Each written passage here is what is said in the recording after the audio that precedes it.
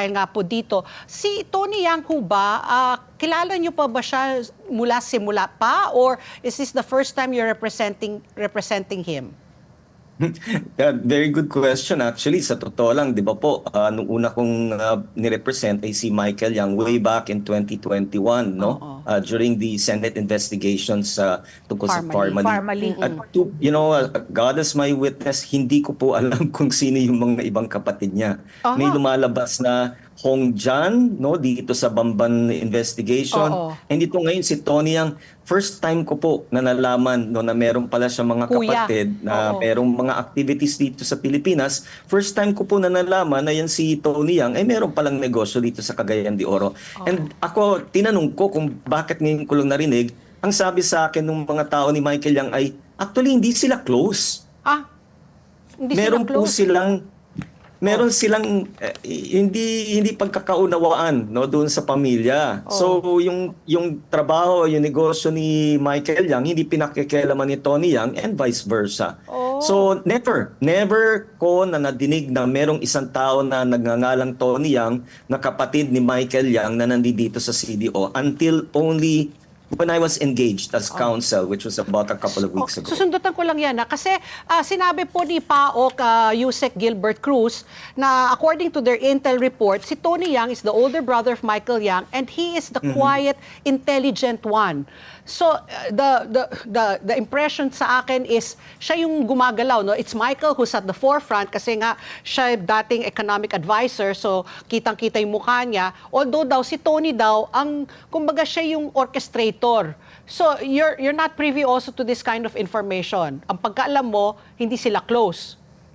Yes, and I will stand by my statement. No, I can even take an oath on that. No, in fact, yung Intel report, alam nyo, Pat P at saka Ali, ilan na ba yung mga Intel reports na yan na nadidinig natin na nasusunog later on? Alam mo, yung mga Intel report na yan, masyadong it wasn't there just a general just a couple of weeks ago who had to apologize on public television because yung kanyang Intel report daw ay meron daw isang ex-PNP chief na umano'y tumutulong para sa paglalaya ni Alice Guo. Pero may disclaimer kaagad siya, di ba? Chismis pala.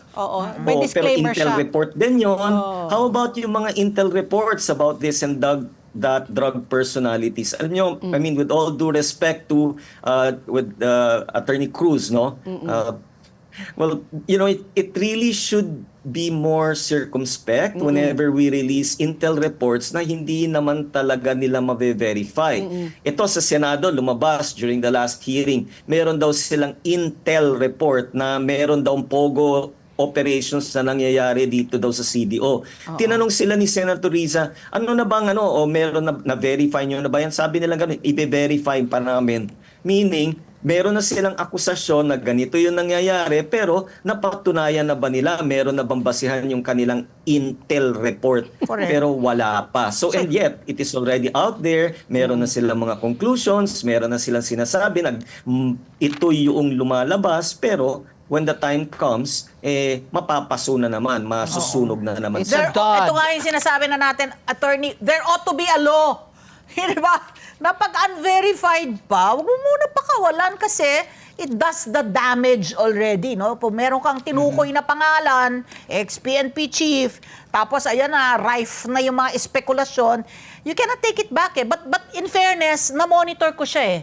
Klaro na sinabi niya na unverified at parang parang rumor. Chismis pa lang. Kailangan pa nilang sinabi na niya na rumor. And then, nung nagsanga-sanga na, naririnig mo na parang stated as fact.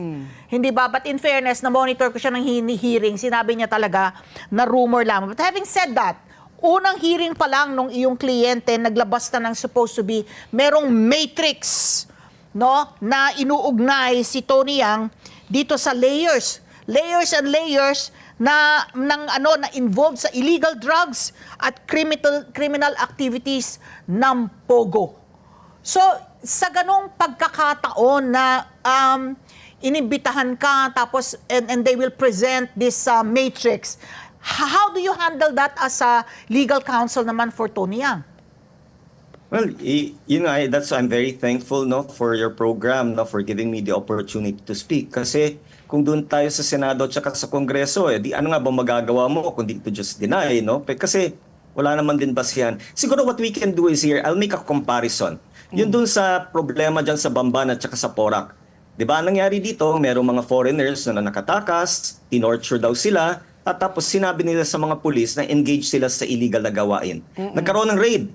At ang nangyayari, lumalabas talaga na totoo ito. Dito sa mga magkapatid na Yang, ano pong raid ang nangyari na involved ang pamilyang Yang sa illegal na gawain? Meron ba? Meron ba silang limpang-klimpak na salapi sa bangko na ngayon ay napafreeze na ng AMLA? Meron ba?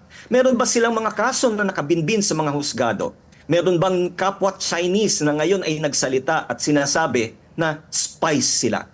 Punta po tayo dito kay Hong Jan, yung isang kapatid nila. Meron daw checking account na merong together with one of the personalities sa Bamban. How much is the account? How much yung pera na nilagay ni Hong Jiang dyan sa account na yan? Ano yung purpose ng account? Ano itong partisipasyon ni Hong Jiang doon sa Bamban? Ito bang account na ito ay even active? O baka sarado na?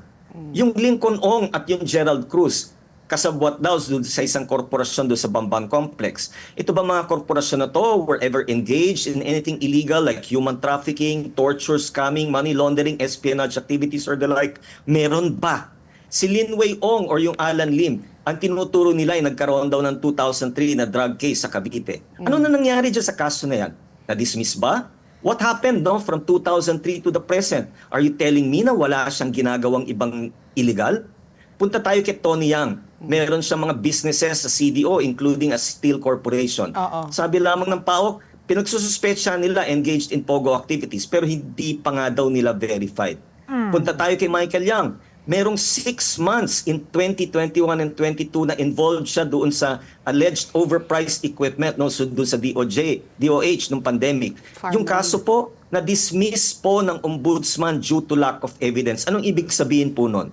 Wala po kayong maririnig na paratang ng mga Yangs o ni Lin Wei Song na engage sila sa mga illegal na aktibidades.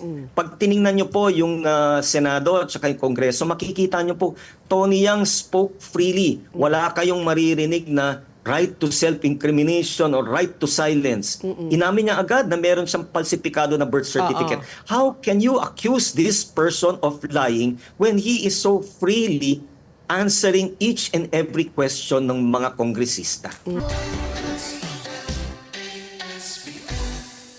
Let's get together. Sunday 25. Sunday 25.